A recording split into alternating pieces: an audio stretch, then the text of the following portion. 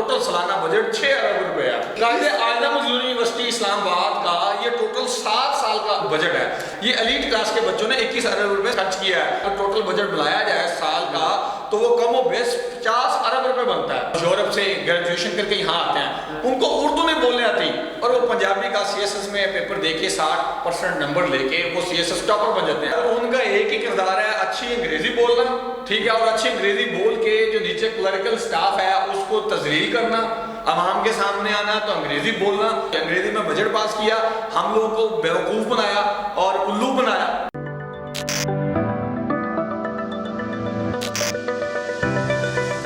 السلام علیکم ناظرین، میں ہوں آپ کا میزبان اے کے آزاد، آپ دیکھ رہے ہیں نوائے انسان۔ ناظرین، اس وقت اسلامی جمہوریہ پاکستان مختلف مسائل کا شکار ہے۔ ایک طرف اسے معاشی مسائل کا سامنا ہے، دوسری طرف یہاں کا نظام تعلیم، اس میں اتنے رخنے پڑے ہوئے ہیں، اتنے مسائل ہیں کہ یہاں کا نوجوان پاکستان کے بارے میں اس وقت بدگمانیوں کا شکار ہو چکا ہے۔ اس حوالے سے آج ہم بات کریں گے کہ اسلامی جمہوریہ پاکستان میں جن لوگوں کے ہاتھ میں اقتدار ہے، طاقت ہے، وہ اس طاقت کا کس طرح سے غلط استعمال کرتے ہیں اور ملک پر مزید بوجھ کا سبب بنتے ہیں۔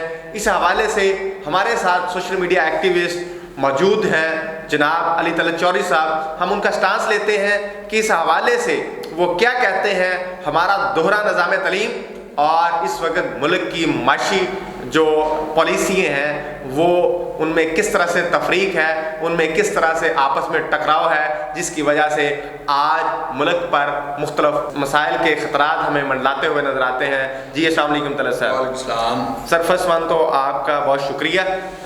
سیکنڈلی میں بغیر وقت ضائع کیے آپ سے چاہتا ہوں کہ اپنے چاہنے والوں کو، ناظرین کو یہ بتائیے کہ اس وقت ملک ایک تو معاشی مسائل سے گزر رہا ہے، دوسری طرف ہم دیکھتے ہیں لاکھوں نہیں کروڑوں روپے نہیں بلکہ ڈالرز ایسی جگہوں پہ خرچ کر رہا ہے جہاں پہ وہ پیسہ ملکی سلامتی کے لیے خرچ ہو سکتا تھا۔ وعلیکم السلام عبدالخالق صاحب، آپ کا بہت شکریہ۔ بسم اللہ الرحمن الرحیم۔ سب سے پہلے تو یہ ہے کہ جو معیشت ہے اور تعلیم ہے، اس کا جو چولی دامن کا تعلق ہے اس کے اوپر تھوڑی سی نظر ڈالنی پڑے گی۔ اب آپ یہ دیکھیں کہ اس سال جو برٹش کاؤنسل پاکستان کی جو رپورٹ ہے اس میں 1 لاکھ کچھ بچے جو ہے نا وہ کیمبرج یونیورسٹی یا کیمبرج بورڈ کا ایڈمیشن دیں گے۔ اب اس ایک بچے کی 8 سبجیکٹ کی او لیول کی فیس جو ہے وہ 2,11,000 روپے ہے۔ اب اس تناسب سے 21 ارب روپے ہم باہر بھیج رہے ہیں۔ کتنے؟ 21 ارب روپے۔ آپ کے فیڈرل ایجوکیشن کی جو فیڈرل ایجوکیشن ہے اب اس کا جو بجٹ ہے، اب اس پہ ایک بہت امپورٹنٹ چیز ہے، 21 ارب روپیہ پاکستان میں آپ سرکاری جو سیٹ اپ ہے نظام تعلیم ہے اس کا بجٹ کتنا ہے؟ فیڈرل ایجوکیشن سسٹم کا ٹوٹل سالانہ بجٹ 6 ارب روپے ہے۔ تو قائد اعظم یونیورسٹی اسلام آباد کا یہ ٹوٹل 7 سال کا بجٹ ہے۔ اب آپ یہ دیکھیں 21 ارب آپ نے برٹش کونسل کو دے دیا۔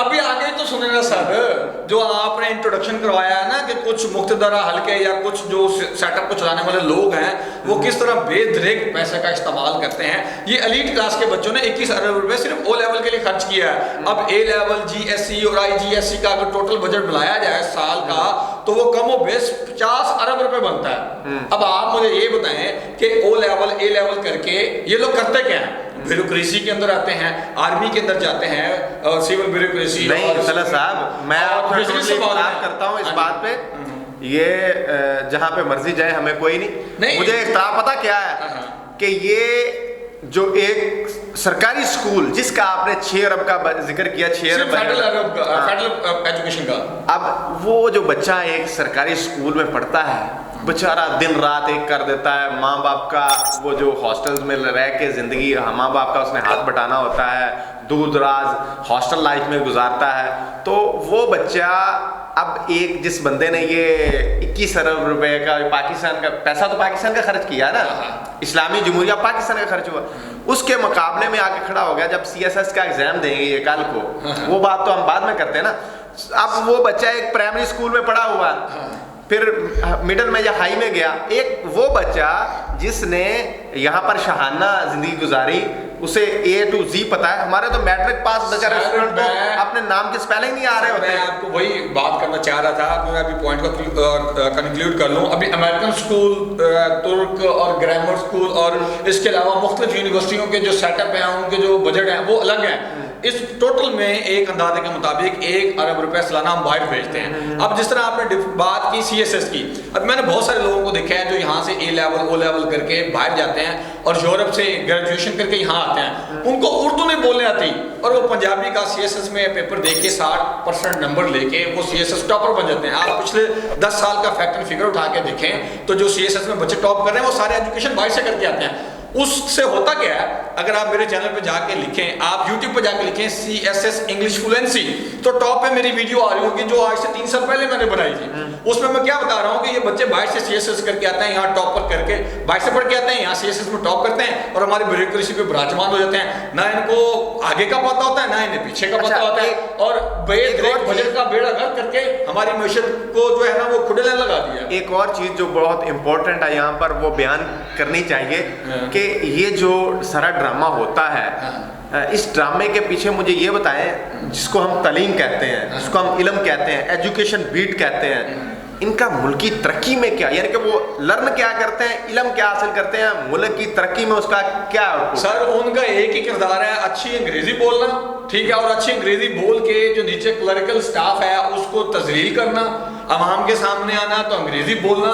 پارلیمنٹ کا اگر بجٹ پاس کرنا ہے تو ہمارے پولیٹیشنز کو اردو نہیں صحیح بولنے آتی ہے، انگریزی میں بجٹ پاس کیا، ہم لوگوں کو بیوقوف بنایا اور الو بنایا اور پیسہ ہڑپ کیا اور ملک سے باہر.